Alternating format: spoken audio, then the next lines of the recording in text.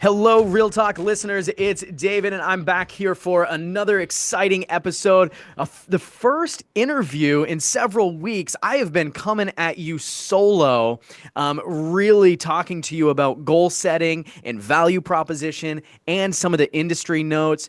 And I thought for the first interview back from those conversations, I would bring to you a heavy hitter, someone who I sat and took just furious notes at an event recently in Miami.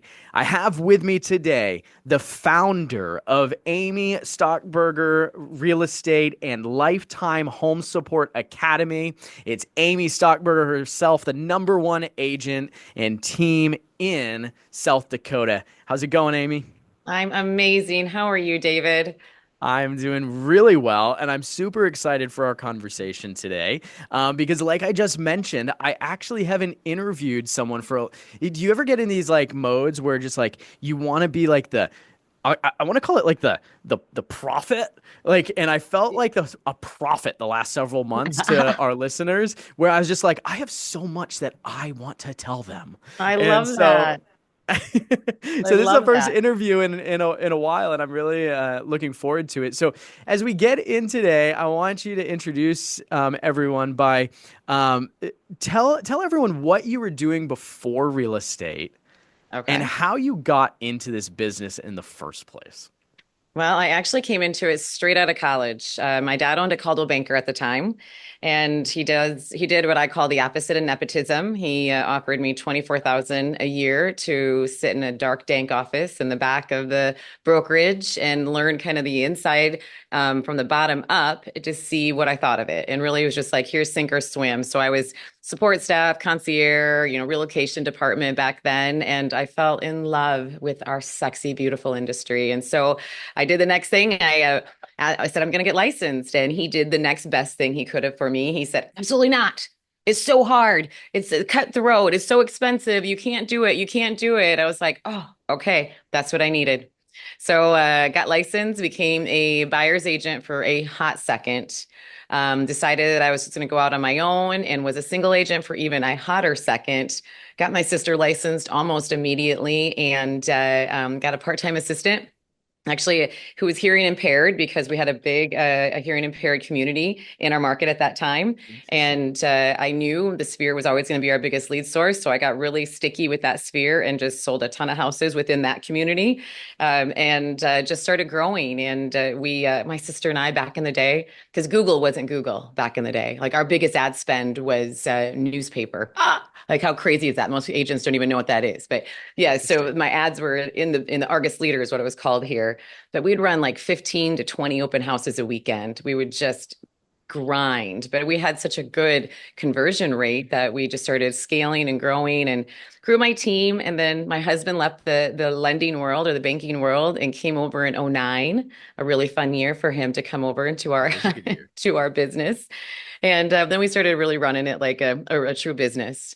And then by 14, I found this giant hole that I had to fix, which we're going to talk about. And I'll tell I you how love. I did it.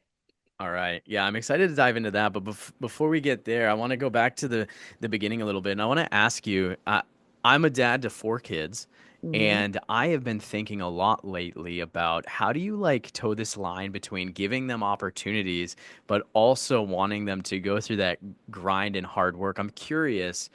You called Mm, it the opposite of nepotism. What opposite. were some of the things that those early days taught you, both about the business and about yourself?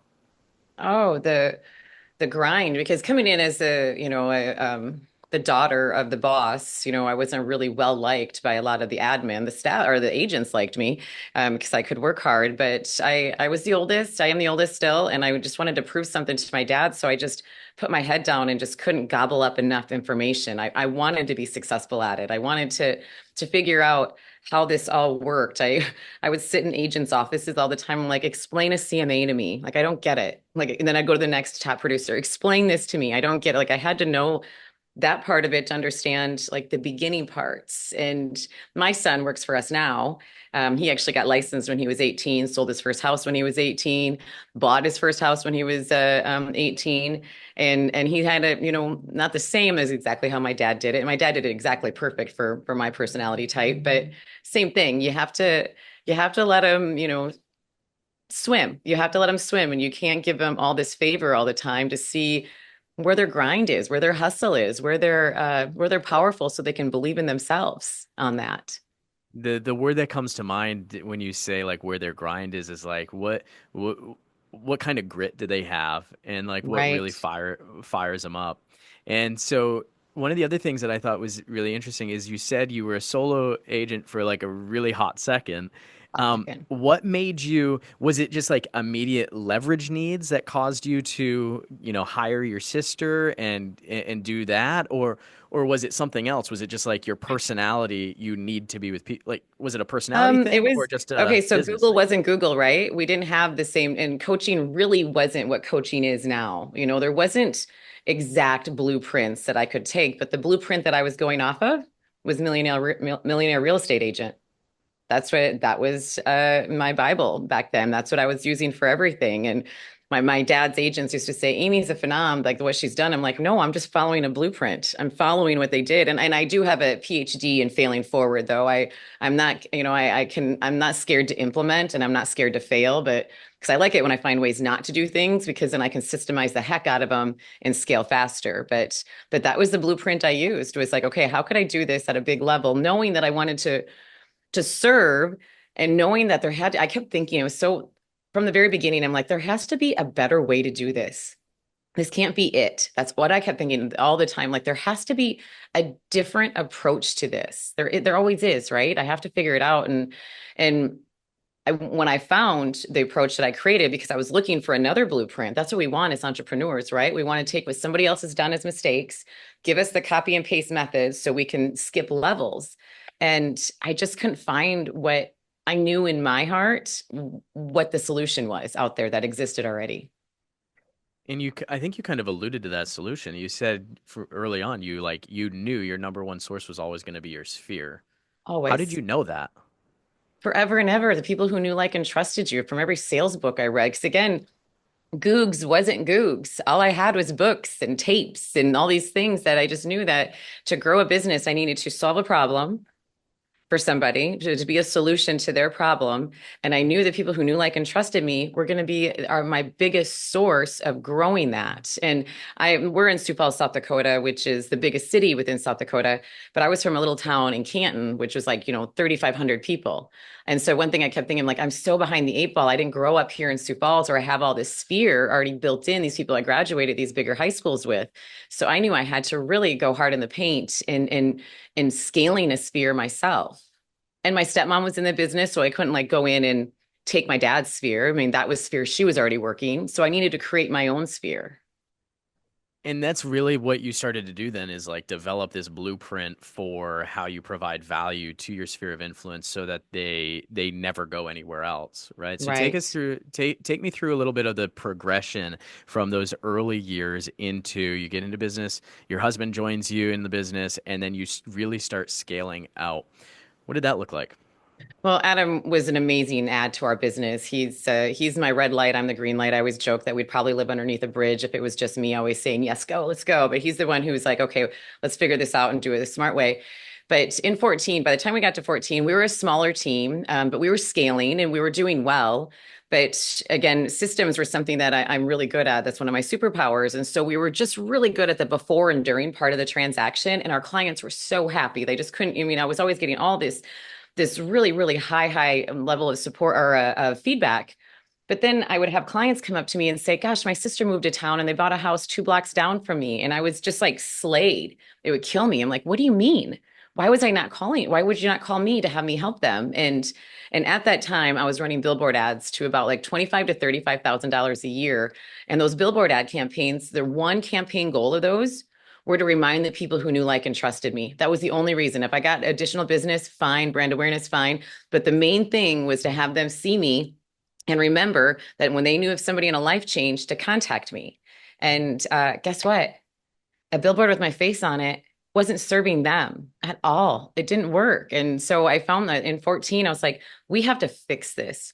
We have to find a way to take care of our clients before, during, and forever in a way that's serving them authentically and taking care of their wants and needs and desires. And if I did that, I really, really knew, I just knew that the sales would follow. And I touched on this in Miami, the event we were at together, but I was given the book, The Go Giver. If you guys haven't read that book, go read that book. It was a game Great changer book. for me. And that's the theme of that book is that authentic service to handle somebody else's wants, needs, and desires will help you scale if you're doing it for the right reason. And so I went down, I wanted that blueprint, David. I wanted somebody else to have already done what I wanted so I could take it, copy and paste it, and skip levels. But it just wasn't out there on what I wanted. So I created what I call lifetime lead strategies, which is having a system and strategy for every step of the home buying and selling process before, during, and forever, using all these different unique value propositions that keep us top of mind and turn our clients into raving fans. And it's the model itself is called lifetime home support. Okay. We're gonna dive into the nuts and bolts of lifetime home support. Before we do that, I think I think you'd agree with me that um, agents struggle at different things depending on their personality type. When you say you had really mastery around the like before and during, like Mhm. what were those things? Like what are some of the things that you were really good at in the before and the during? The systemization of it. And I think that's where agents really fail because systems and scaling, they're sisters. They are. You have to have systems in order to scale. And I tell agents like my job for you guys, for the agents I teach nationwide is I want to make your business sad. I want to help you systemize, automate, and delegate and or delete the things in your business. And that's where we're really, really good at like it's kind of a joke in our office, but like my checklists are living, breathing entities. They're creatures. But I say checklist so much that when I say checklist, they say drink. I've had an assistant one time who came from a hospital, our biggest hospital here in town, and she worked for me. And she's like, you after she was with me for like a month or so, she's like, you do know you have more checklists than the hospital does. I mean, not the Yeah. doctors probably, but like in her, she's like, I was gonna it's say that's a little disconcerting, yeah, not the actually. hospital part, but just like the admin part. She's like, there's more that you have in this, and that's where um, we really, really, every mistake I made, every mistake I saw another agent make, every possible fall I could see, I added into the onboarding process, into the under contract process, into what I thought was still good, like the nurture campaign after, because since 14 we haven't had a past client, but that's back then in my past clients I was like I thought I had that all down but I wasn't serving them. I was systemized as can be for the big part of the transaction, and we know that before and during is really really big. It's really big, but really where the real gold is at is after that transaction closes and you're able to be an advisor for them for life. That's what humans want. They want to have somebody that they can turn to that they trust to take care of them in their whole home ownership and human experience journey. And that's what I was missing. But we had the first part. We were nailing that. I want to make sure I heard you right because you used a turn of phrase there. You said we Mhm. haven't had a past client since 2014. We don't have past clients, sir. We just have clients for life. So Nobody tell should me have past about, clients. Yes. That is I feel one of the reasons why our industry is in the situation we're in. And every online lead, Brian at Verano, I always say his last name wrong, from 1000 Watt, he yeah. has this great saying. He's like, every online lead is another agent's past client. And it's so Mm, true. It's so true because agents, they don't mean to lose touch with their clients. They don't. They just run out of authentic ways to stay connected without having commission breath, to stay, all these things that they should be doing, equity reviews, telling them what their neighbor's house sold for, giving them updates on the mortgage world. But they need to be offering more than what their clients can find on Google because that's table stakes. And that's really what I found in 2014. I started to have like extreme ownership. I had to go in and look at myself. Okay, like what was my point of difference? And what I kept coming up with was just so gross to me. I was the local expert at connecting buyers and sellers. That might be Webster's dictionary definition of my job. Of course, I should be doing that. That's table stakes. right. It's like an attorney saying to you, hey, I passed the bar. You should use me. Or a surgeon, like I have steady hands. I'm the best. Like that's table stakes. You should be good at those things. But What was I doing beyond that? Yes, I was systemized, but they didn't really care about that. They wanted to get to their goal, of course, but that didn't really serve them past the transaction. Yeah, it made the transaction really smooth, but it didn't serve them past that. Mm, yeah. Mhm. So as you were thinking about this and you go away from past clients to clients for life, what were Mhm. some of the initial things that you found were authentic ways to connect with people and stay top of mind? Well, the first thing we did is we created a VIP club. Again, none of this, I'm not a genius. None of this is revolutionary whatsoever. We just put it into play and then added it and made it omnipresent everywhere. So our VIP club started with a moving truck. Um, but I didn't want to pay for it. So I sold ad space on the back of it and turned that cost center into a profit center, which was the best way to do it. We have multiple trucks now, somebody else pays for them. So we added the moving truck for clients to use for life when they buy or sell with us.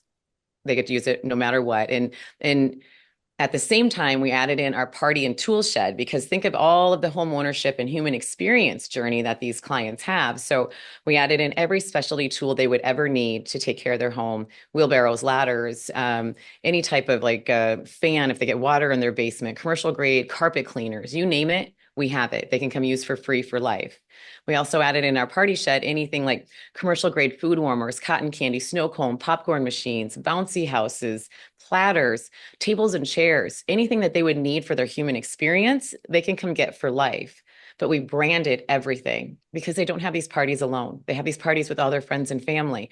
So my brand is everywhere and they're getting all these things coming back to me to get things. So I'm serving, I call it my serve, serve, serve, sell approach. We're serving to them that they don't feel like it's commission breath for us. So that by the time they're getting all this, the law of reciprocity just it comes into effect, which is when somebody gets something from somebody else, they feel compelled to give back in kind. And how they do that is in the way of repeat and referral business, which has allowed us to handle about 10% of our market share. And I'm a small team. I have about 20 agents. We do about 10% Wow. of our market share. And we turn one client into five. We're in the top 50 nationally of teams, and we're in the fifth least populated state in America. So again, we're not in a Phoenix metro where we have a ton of opportunity with those types of numbers, but it just allows my agents to build big juicy legacies in a way of service first that our clients are just compelled to give back to us.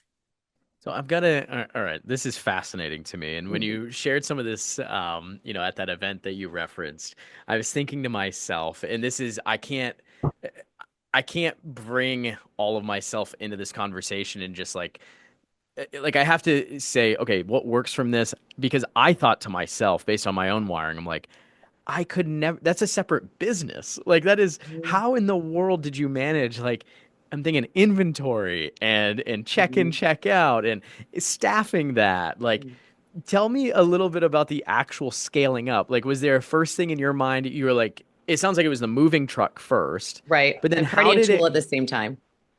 Okay, okay. Yep. And so is this being do you have people that are dedicated to this portion of the No. business or how do you manage this thing? Well, we did it wrong first. All the things wrong. PhD and failing forward. We found all the ways not to run a program like this.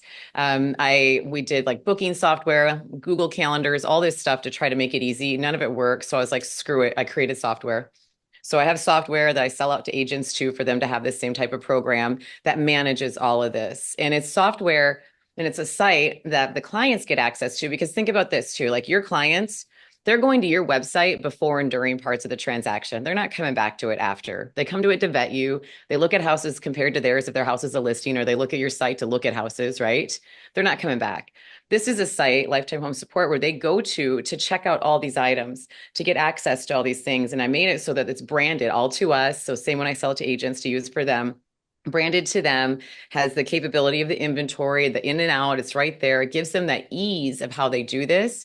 And the liability forms, everything is right within this software. So it's really streamlined that process. And we have a front desk who's not even here full time, that we just have the software set up so you know what's coming out in the morning and you know what's coming in at the night. So it's just easy peasy right there. And so it runs pretty seamlessly. That's great. So how many pieces of like inventory? I mean, you said cotton Um, candy do you machines, know what things like that. that's a great question. We had a I'm going to look that up. I don't know how many pieces of inventory I have right now. I have a sheet on it. I have a master sheet I can pull on it. But like in May, we had our biggest month ever. In May, we had 800 pieces checked out. That Wow. same month, we had over 50 sphere referrals. So That's it's parallel. Like people are giving these things. And again, it's a brand awareness piece too, because like all my party equipment, all my tool equipment, it just has our brand everywhere. So you said earlier that one of your superpowers is systems, and I Hmm. think it's one of the biggest nightmares of most agents is systems. And I think it's one of the reasons why we see so much unpredictability in their business. You know, they close 5 deals one month Right. and nothing the next month, and three the next month and nothing the next month. Uh, Like, if I'm someone who's typically scared by systems, like what piece of mhm. advice would you give me? Oh, so you need systems to scale. You have to have your checklist from your foundation up just to say, again, make it SaaS, systemize, automate, delegate, delete. And I think that's, it's a major fail. That's why we have such a high, was it 87%, turnover rate, Turnover rate, failure yeah. rate within our industry. That's so sad because a lot of times agents who are really good at selling aren't good at that, that part of their brain power. So if you don't have that set up from the beginning or have it set up a foundation of that, you're going to be chasing your tail all the time. You just are. That's what you say. Like, if you don't have a process to onboard, you don't have a process. If you don't have a process to sell a framework, you're showing your agents how not to buy from your clients, how not to buy from you. You have to have a system for every part, whether it's marketing, sales, your model, or even your systems part of it. And we as real estate agents, especially right now, this wrinkle of time that we're in, with being in before the new year, that they should be looking at what part of their business is most broken that they can get the most ROI on, that they can fix the fastest. And that's where they should be going right now. So is it in their marketing? Is it in their sales process? Is it in their models or their systems part of it? Where is most broken that they can fix quickly? That's going to make them the most amount of money. That should be always what we're looking at as entrepreneurs, but especially in planning out their 2025. Is there a specific area that right now in this year, 2024, going into 2025, where you would say, hey, David, based on like all the people that I'm coaching and the businesses that I get to consult with, is there a specific area of all those different dimensions that you mentioned where you find that most agents are falling down right now or that's most broken right now? You know, sadly, that's kind of all over. There isn't one, there hasn't been a real theme. But I start agents out. I have a systems to scale workshop that I do, but I start them out at the foundational level, like even with like digital assets. I show them how to run their digital assets. So everything is in one space. So anybody can get to their digital assets as quick as possible. I show them how to run their subscription boards, like where they're spending their money so they can easily go back and look and see how much of money, where am I having this go out? What's the ROI? I show them how to set up a rock solid source code system so that they know where their money is going and so they can evaluate every quarter. Is this worth it? Do we need to, is this another 90-day jump with this? How much longer do we invest in this before we see an ROI? What is our estimated cost or estimated time frame that we're going to stay in this? And I think another thing that agents really should do, because we go through with our agents, we recommend they have at least 3 lead pillars that they're working, every year, and we have them go back and look. What did I spend last year on this? Like we go through their last year. Here's where your source codes came from. And the majority of our business is all from lifetime home support because we have such a big repeat and referral business. But going through like, where did you spend money and you didn't get any ROI? You need to be looking at that right now. So actually, I do have a source code system. If you want to throw that in your show notes to have Yeah, agents we'll go ahead and implement do that. that right now so they know. And again, we have our agents a minimum of 3 lead sources. One is always going to be us, but we like them to have 4 lead sources that they're working throughout the year. But one of them has to be their sphere. And they have to go in on their value approach. Like what makes them sizzle? What is their point of difference on that? Where in, and I go through this with my agents, I go through it in my systems of scale workshop, but what is your 30-second value story? How are you communicating effectively how you're solving your target audience's problems with your unique approach? How are you getting that across? Because sometimes agents don't affect, and a lot of times agents don't effectively have that value story, that 30-second value. It's not a pitch, it's their value story and how they're really serving theirs with their solution. And then that helps other people within their sphere understand who to refer them to. Because let's be honest, a lot of people don't know what we do, don't know how we get paid. They don't know who it is that's our next best, client. And so if you can identify that 30-second value story right away, and you can communicate it, bag over your head, kidnapped is what I say. You have to be able to have that, then you're going to have a lot more chance of that low hanging fruit. I joke, but every time I'm pulled over by a cop, I usually end up selling them a house. Every time I so like nobody does not know what I do, does not know who I serve and how we do it so differently. Why is service so important to you? You use the word serve and Mhm. service like so much, and I'm just curious, like where'd that come from? Really, it came from me knowing that I had to do things differently if I wasn't going to be of service to these clients afterwards and such, because we get to help them in like really, really juicy, fun times in their life and really, really sad times in their life too. And we're so important. We are essential in helping them achieve these big goals and all these life changes. And if I wasn't going to do it from a place of service, a place of giving back, I just didn't feel like it was going to work. It just wouldn't, then it wouldn't be fun. And think of the last time you helped somebody. Did you feel like shit? You didn't. You No. didn't. We feel good. We're wired to feel good, right? When we serve.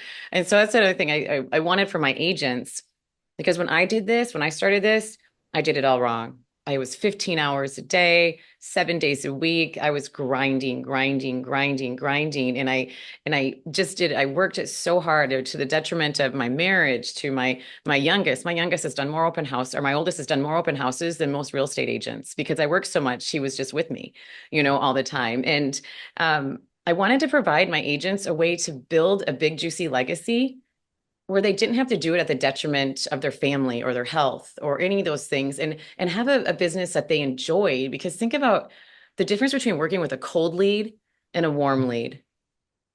How much more fun is that? And our jobs should be fun because they're really hard. We have hard jobs. And so wanting to do that and help and set my agents up for success in building a business that they love and a business they can one day sell. That's the other thing that we are not taught a lot in our industry is, what is your exit strategy? What does it look like? Even if you're brand new in the business, you should be looking at your exit strategy, because every business should be built to be sold, right? It should be built to pump so you can walk away from it and maybe go do something else that you're passionate about. But agents aren't taught that. And a systemized repeat and referral business is worth 50 to 100% more. That is a shocking number, right? 50 to 100%. So all you have to do is systemize your business and build it on your sphere. That's what I think agents should just be doubling down in 24 to get into the 25. Amy, do you think that you've been successful in fulfilling that type of goal? For my agents, Yeah, yeah, yes. yeah. Yeah, we have an That's average agent tenure of about 7 years, which is pretty high for our that industry. is that is really high. Mhm. That's awesome. Very Mhm. cool. So let's go a little bit. You made a statement, and you've touched on it all already, but I want to see if there's any other like aspects that you think about this. Like you think about being the Amazon of the real estate business, and you talk about that in like this lifetime value and support system. So, is there anything else when you made that statement that you were referring to being the Amazon of real estate? Yeah, well, I call it stealing from Amazon. I really encourage agents to turn as many cost centers as they can into profit centers, and Amazon is just a master at it. They're just really good at it. But Henry Ford, he was a master at it. He used to Mm, require that companies would send him crates, certain size crates of his inventory, because then he would take the crates, take them apart, and turn them into dashboards. So no way. I reusing, didn't know that. making things multifunctional. Yes. So like Walmart does it. They all do it, but doing what big companies do, because you're building a big company, turning as many cost centers into profit centers, meaning taking an expense, having somebody else pay for it, and then having them pay above it is what I'm really passionate about that. And Like we don't pay for client events. We have a vendor program where we have 100 vendors in our program. That these are all the affiliate partners that all my clients need, from the HVAC to the electrician to the lawn care to even a spa to a restaurant. But they pay us $3,500 to be a part of our program. And we're there to serve and help them grow their business. They take care of my clients for life. And we use it as a major lead generation source too, because we're serving to their employees. So that goes into my nurture. We're taking care of them. We're staying top of mind. So we're getting those leads and referrals when they or somebody they know has a life change. It was a great reminder to me the other day. I was sitting in I was facilitating a panel at one of my offices, and I just asked for a show of hands. And the question that I asked them was, how many of you guys are working with your partners at open houses and leaning on their resources? And in this particular setting, almost no one raised their hand. And I Mhm. saw that as a huge opportunity to Heck re-engage yeah. around a conversation that you just said of like, um, you are of huge value to your partners, and your partners should be of huge value to you. I think there Hmm. might be a little bit of a limiting belief. Like you just said that like it costs money for your partners to be your partner. Right, Tell me a little right. bit more about that. What does that look like? How do you come Well, from that type of value? yeah, so think about we're super connectors. We connect buyers and sellers, but then we connect our clients with everything else they need throughout their whole home ownership and human existent journey. And so I saw a way, and really what got me to this, like it was the Holy Spirit, I'm spiritual, but it was in my gut. I'm like, there is a better way to do this. There's a better way to do this. There was all these people I was referring business to. And so I thought, okay, how could I how could I lead generate that more? How could I provide a solution to them? Because as business owners, first of all, they're always trying to sell their products and services, right? So how could I provide a solution to them? And then also provide a solution to them because as business owners, having employees is hard. Attracting and retaining good employees is even harder. It's just what it is. That's just the way the world was, and that's been even more so since the virus, the COVID. But so I figured, how could I figure out a way to be of service to them, and they would still take care of my clients and monetize the heck out of it. And so I came up with our vendor program where I offer them authentic service to help them grow their business using my target market reach. So I help them with it because target market is we have the sphere, we have the buyers, we have the people who need their services, and we've even gone outside the home ownership realm and offered in lifestyle because they're humans. They need lifestyle things too. Like I said, a spa. We have the restaurant. We have event venues. We have all these different things because they're humans. And Yeah. so we offer that. We offer a way to help them leverage their B2B because sometimes they don't understand that either, like how they can really leverage their B2B opportunities with each other, business to business. And then we also help them, just with their branding. We get their brand out there. So we build their business that way. I help them with business development. So stuff I'm training my agents, I train them on too. Again, authentically serving to their needs. Because a lot of times these small business owners, they don't have a coach. They don't understand that. They've never invested in anything like that. They've never done anything to help their growth, and success and self-development are sisters too. Like you have to have those two together, right? And and then we offer an employee benefit package. Basically, I took all my VIP items and I packaged it into an employee benefit package that I offer their employees. So I get their employees into my nurture sequence. And to be a part of our program, they have to let us go meet with their employees a few times a year. So we get to be in front of them. That That is belly to brilliant. belly. Yeah, well, the belly to belly. And that's one thing too. Like I couldn't get the ROI on a Facebook ad, Instagram ad, a Google pay click. I couldn't do any of that on what I get sitting in those appointments in my business. I have a business developer who runs it now, sitting in those appointments and telling them our value story and how we do things so differently and how we can take care of them before, during, and forever. And our clients can save up to $20,000 in the first year. Savings and support continues for life with my lifetime home support benefits.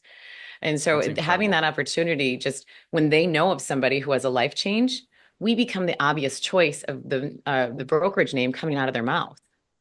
Yeah, that's fascinating. So 10% market share in your market with a team of 20 agents, I think you About said. 20. Yeah, I think 21, 22. Yeah. Hmm. At that type of market saturation, what's your biggest challenge, as you think about scaling to the next level? I think we haven't really done a real big push on growth. I have a really good team as far as like growing, bringing new agents in. I've grown my agents have beautiful businesses. So our next level is just to grow. And I don't think I'll go, probably past 50 in my local market here. Knowing that, I'm going to keep this mothership always running because we do have such, a good thing going that we've built here. But my passion is really to go out and I have a vision. My vision is to turn our industry into a community of servapreneurs, not just entrepreneurs, who elevate that client experience before, during, and forever. And that's going to help agents build businesses they love and businesses they can one day sell. Why is that so important to you? Oh, because I know they can do it. I know I did it and I made all the mistakes. So now I can show them how to do it the easier way. And it's going to elevate, if we elevate the consumer experience, we wouldn't be in the situation we're in right now, right? It's a perceived lack of value. Yeah. But building a business that they can not only take care of their clients for life, also it just sets them up for so much success down the road on whatever their next step looks like, whether they exit or they keep it, they give it to, have a family take it over and it still pumps or whatever the next step is. But That's the awesome. clients, the perceived lack of value is why we're in the situation we're in. They Right. just didn't, people just didn't understand what are we doing? We need to be more of an advisor than just a real estate agent because we are more than a real estate agent. We do so much more. I appreciate the insight that you gave a little bit earlier, and I love asking this just regarding like doing things wrong, those moments of failure because we all Oh, have them, a PhD in failing forward. Um, I'm curious with both you and your spouse in the business and mhm, being a mother, like mhm. how do you balance it all? Like Mm. how do you get it all done? What does that look like? Well, we're very systemized on a lot of things. I have, and I, we delegate a lot, and that's one thing that I teach agents too is that if you're doing a $10 an hour task, you're not able to scale. And so we have so many things, so many systems that are set up. But have I done it right? Oh my gosh, no. My oldest child who works here, to the detriment of his childhood, I worked, like he was stuck doing a lot of work. I mean, that kid could price a house like when he was in third grade because he didn't have any choice, you know? And so Yeah. I've done it all wrong, which is why I want it differently for my agents so they can enjoy that. We have a 21-year-old and we have an 8-year-old. So the 8-year-old has a very different life than the 21-year-old, because of all the mistakes I made when the oldest one was little. Yeah. But yeah, Yeah. it's tough. And I think another thing that agents or that people get in sucked into, I call it the success syndrome, that once you become successful at one thing, you branch off and try to go do something else. And that's one major mistake I made. We got into too many other businesses outside of the real estate industry a while ago.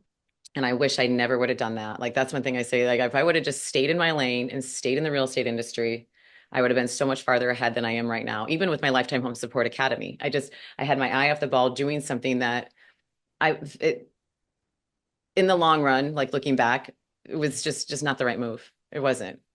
I think there's a lot of wisdom in that. So many agents come to me and, they have a successful 1 or 2 years and they immediately start thinking, "Oh, I want alternate streams of income." Mhm.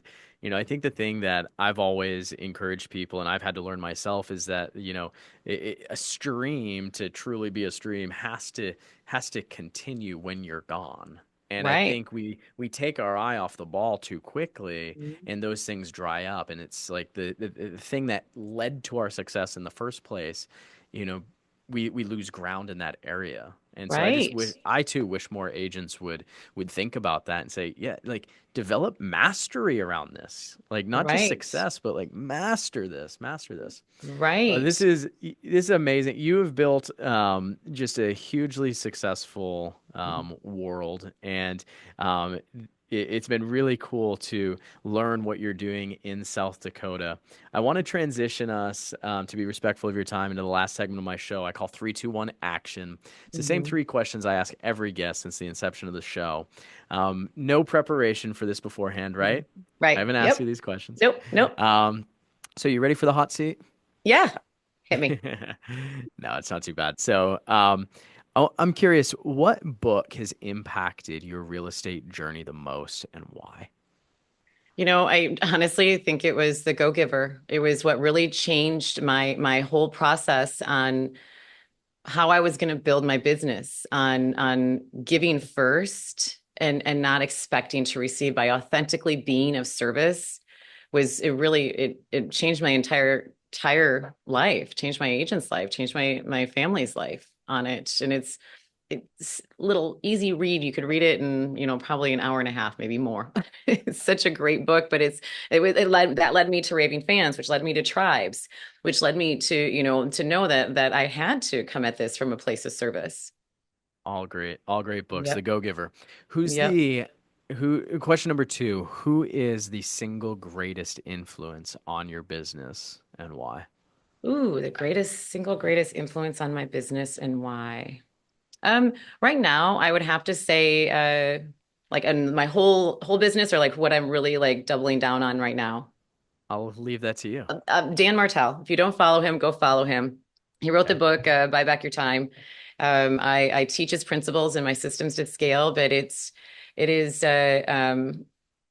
brilliant. He's brilliant. I actually just created a course with his wife. His wife's brilliant too. But go follow him. He's a master at showing agents or showing entrepreneurs how to build businesses that they just don't hate, and by buying Awesome. back your time.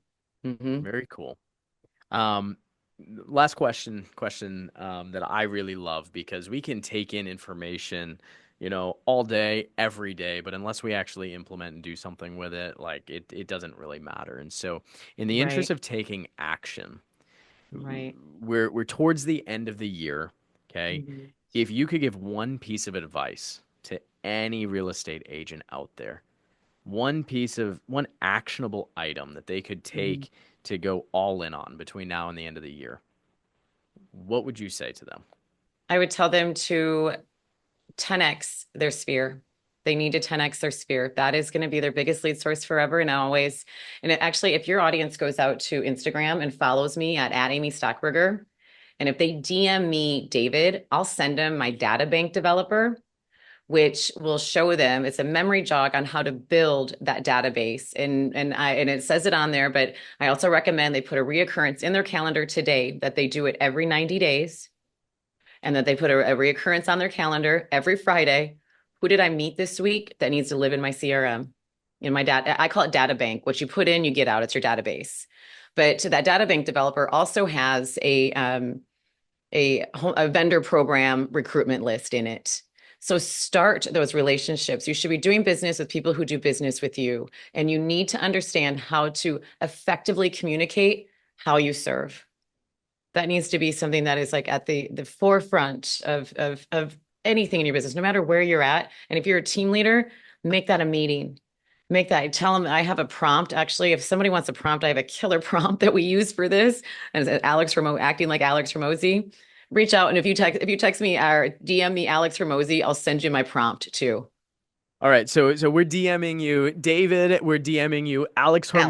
Hormozy Yep. at Amy Stockburger on At Instagram. Instagram. Yep. Go Guys, follow me and I'll send. Yep. do not miss out on that. You need Yep. that. And we're also going to be linking up the source. Was it called source codes? Yeah, we have a source code system just to make sure Yep. it's nothing like it's just to having a system. It doesn't matter what kind of system you have, you just need one so you can track your deals. You can track your transactions so you can see where you're spending your money. What is the best use of your time, energy, and money? Amy, you were just like bringing all the value. So we'll put that in the show notes as well.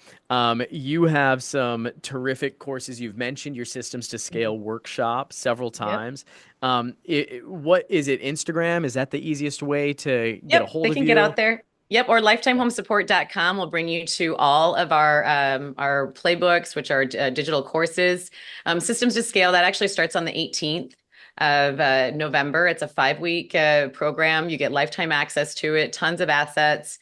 I go through and help you buy back your time. I show you the methods and processes on how to set up a business that helps them run it without them in it, because you said it too, but the mark of a successful business isn't how it runs today with you in it.